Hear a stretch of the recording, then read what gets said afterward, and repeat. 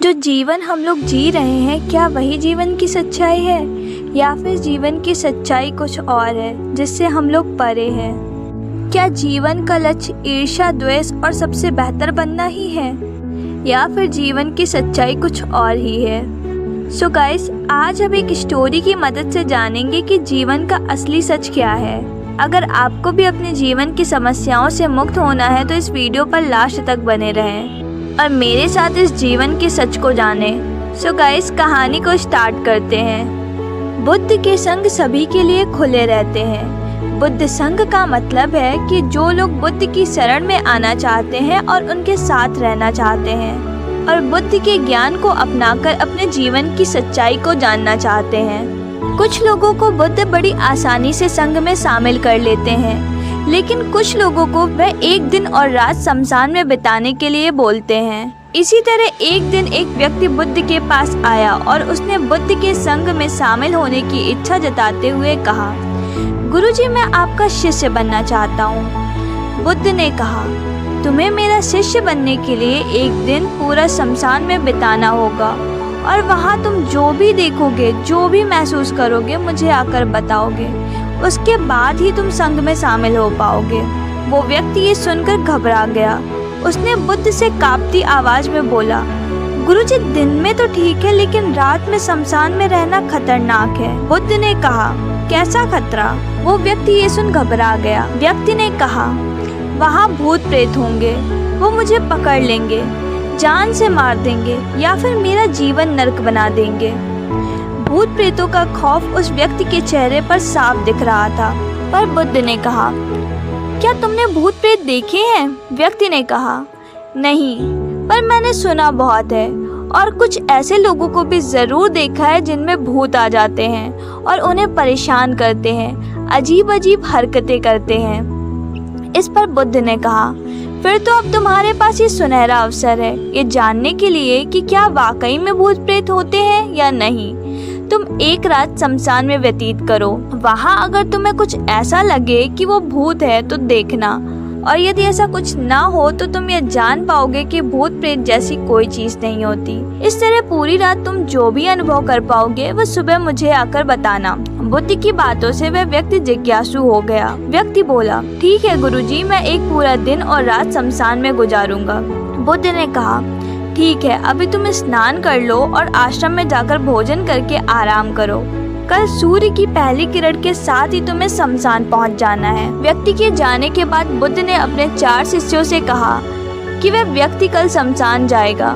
तुम उसके पीछे जाना और उस पर नजर रखना, पर ध्यान रहे उसे भनक ना लगे कि कोई उस पर नजर रख रहा है। अगले दिन सुबह होते ही व्यक्ति शमशान पहुंच गया। बौद्ध भिक्षु भी उस व्यक्ति का पीछा करते हुए एक जगह छुप गए। जब तक दिन था तब तक तो वह व्यक्ति शमशान में इधर उधर घूमता रहा। उसे खास कुछ फर्क नहीं पड़ा, लेकिन जैसे जैसे सूर्यास्त होता जा रहा था, अंधेरा घना होता जा रहा था, उस व्यक्ति की धड़कनें बढ़ती जा रही थी। किसी तरह डरते डरते उस व्यक्ति ने पूरी रात शमशान में गुजार ही ली और सुबह होते ही वह बुद्ध के पास पहुंचा। बुद्ध ने व्यक्ति से पूछा, बताओ, शमशान में कैसा समय व्यतीत हुआ तुम्हारा? क्या अनुभव किया तुमने? क्या देखा? व्यक्ति बोला, गुरुजी, जैसे ही मैं सुबह शमशान पहुंचा, वहाँ कुछ घंटे बाद मुझे कुछ लोगों की भीड़ शमशान की ओर आती दिखाई पड़ी जो एक अर्थी लेकर आ रहे थे। मैंने जब उन लोगों को ध्यान से देखा तो उनमें से कुछ लोग बेहद दुखी थे, कुछ लोग सामान्य और कुछ लोग बेहद खुश थे। वो लोग उस मृत इंसान के बारे में बोल रहे थे कि इस व्यक्ति ने बहुत अच्छे कर्म किए हैं, बहुत किस्मत वाला है ये। इसके बाद उस मृत बुजुर्ग के बेटे ने अपने वृद्ध पिता की चिता को अग्नि दी। अर्थी के साथ शमशान में आए लोग कुछ देर तक वहीं खड़े रहे। चिता प्रचंड अग्नि की लपटों से धू-धू करके जलने लगी। सभी लोग मायूस खड़े जलती चिता को निहार रहे थे। जैसे जैसे चिता की अग्नि मंद पड़ने लगी, वहाँ मौजूद लोग भी वहाँ से जाने लगे। थोड़ी देर बाद वहाँ 2 और अर्थी आईं, जिसमें एक अर्थी किसी अमीर व्यक्ति की थी जो तरह तरह की फूलों से बहुत सजी धजी थी। उस अर्थी के आसपास बहुत से लोग भी थे और दूसरी अर्थी एक गरीब व्यक्ति की थी जो बेहद साधारण सी थी और उसके आसपास गिने चुने ही लोग थे। अमीर व्यक्ति की चिता चंदन की लकड़ी पर जलाई गई जबकि गरीब व्यक्ति की चिता साधारण लकड़ियों पर जलाई गई। पहले अमीर व्यक्ति की चिता को जलाया गया क्योंकि वह अमीर था। उसके बाद गरीब व्यक्ति की चिता को जलाई गई। दोनों व्यक्तियों की चिताएं जब जल गई तो सभी लोग शमशान से चले गए, लेकिन मैं वहीं खड़े चिताओं को देखता रहा। अब बुद्ध ने कहा, तुमने उनकी चिताओं को देखकर क्या समझा और क्या अनुभव किया? व्यक्ति ने कहा, गुरुजी, दोनों की चिताएं समान थी। दोनों के ही शरीर उन चिताओं में समान तरीके से जले। उसके बाद जब सब कुछ जलकर राख में बदल गया तो वह राख भी एक समान ही थी। गुरुजी, उसके बाद वहाँ पर एक औरत की अर्थी आई। उस औरत का पति बहुत दुखी था और फूट फूट कर रो रहा था। अर्थी के साथ शमशान में आए बाकी लोग भी बहुत दुखी थे। वे सभी उसके पति को सांत्वना दे रहे थे। हे बुद्ध गुरु, मैंने उसमें देखा कि बहुत से लोग काफ़ी ज्ञानी थे। वो ज्ञान की बातें कर रहे थे। मैंने ध्यान से उनकी बातों को सुना तो वो बोल रहे थे कि अर्थी की सवारी करते हुए मृत्यु होकर एक दिन तो सबको यहाँ आना ही है। जीवन हमें इंसानियत और परोपकार से जीना चाहिए। अधर्म कर्म से दूर रहना चाहिए। किसी को भी कष्ट नहीं देना चाहिए। धन के पीछे हमेशा भागकर जो हम अपने जीवन का सुख चैन गवा बैठते हैं और अंत में जो भी धन इकट्ठा करते हैं वह सब कुछ तो यहीं धरे का धरा रह जाता है। गुरुजी, उसके बाद शमशान में कोई अर्थी नहीं आई। इस पर बुद्ध ने पूछा, तुम सारी रात वहाँ रहे तो क्या कोई भूत प्रेत तुम्हें दिखा? व्यक्ति बोला, नहीं, वहाँ मुझे कोई भूत प्रेत नहीं दिखा। हालांकि मन में एक डर तो था, पर सच कहूँ तो पूरी रात मैं अपने आप से ही डरता रहा। कभी हवाओं से हिलने वाले पत्तों की आवाज़ से डरता रहा तो कभी आसपास मौजूद जीव जंतुओं की आवाज़ों से डरता रहा। सारी रात सहमा रहा, लेकिन पूरी रात में मुझे कोई भूत प्रेत नजर नहीं आया। बुद्ध ने उस व्यक्ति से कहा, ठीक है, अब तुम जाओ और आश्रम में आराम करो। कल फिर तुम्हें पूरा एक दिन और रात शमशान में बिताना होगा। अब वो व्यक्ति ये सुनकर बोल पड़ा, आप कैसी बातें कर रहे हैं गुरुजी? आपके ही कहने पर मैं पूरा दिन और रात शमशान में पड़ा रहा। वो समय मैंने कैसे काटा मैं ही जानता हूँ। अब मैं दोबारा वहाँ नहीं जाऊँगा। बुद्ध ने कहा, देखो, जो खास चीज़ तुम्हें वहाँ जाकर मिलनी है वह तुम्हें अभी तक नहीं मिली है। जब तक वह चीज़ तुम्हें नहीं मिल जाती मैं तुम्हें संघ में शामिल नहीं कर सकता। तुम एक दिन और वहाँ रुको, तुम्हें वह अवश्य मिल जाएगा। व्यक्ति बोला, ठीक है, मैं कल एक दिन और एक रात व्यतीत कर लूँगा शमशान में। अगले दिन सुबह वह व्यक्ति बुद्ध का आशीर्वाद लेकर फिर से शमशान पहुँच गया। एक पूरा दिन और रात बिताकर वह व्यक्ति अगली सुबह फिर बुद्ध के पास पहुंचा, लेकिन इस बार उस व्यक्ति के चेहरे पर एक अलग ही तेज था। एक अलग ही खुशी झलक रही थी, मानो उसे वो मिल गया हो।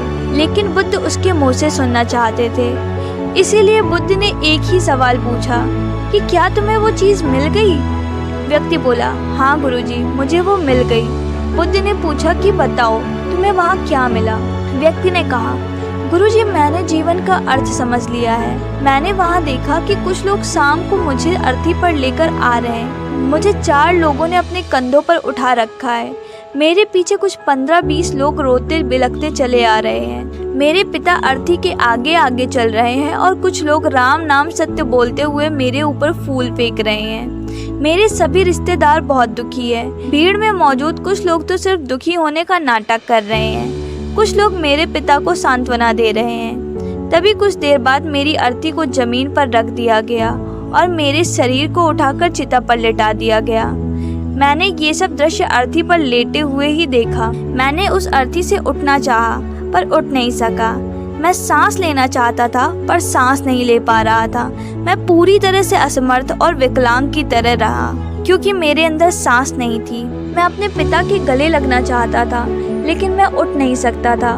मैं भाई को गले लगाकर ये कहना चाहता था कि तुम अपना और माता पिता का ध्यान रखना। घर व परिवार की जिम्मेदारी अब तुम्हारे ऊपर है, इसे बखूबी निभाना। इससे मेरी आत्मा को शांति मिलेगी। कुछ समय बाद मेरा मुंह कपड़े से ढक दिया गया और शरीर के ऊपर कई लकड़ियां रख दी गई। मुझे अब कुछ भी दिखाई नहीं दे रहा था। फिर उसके बाद मुझे अंततः गर्मी महसूस हुई।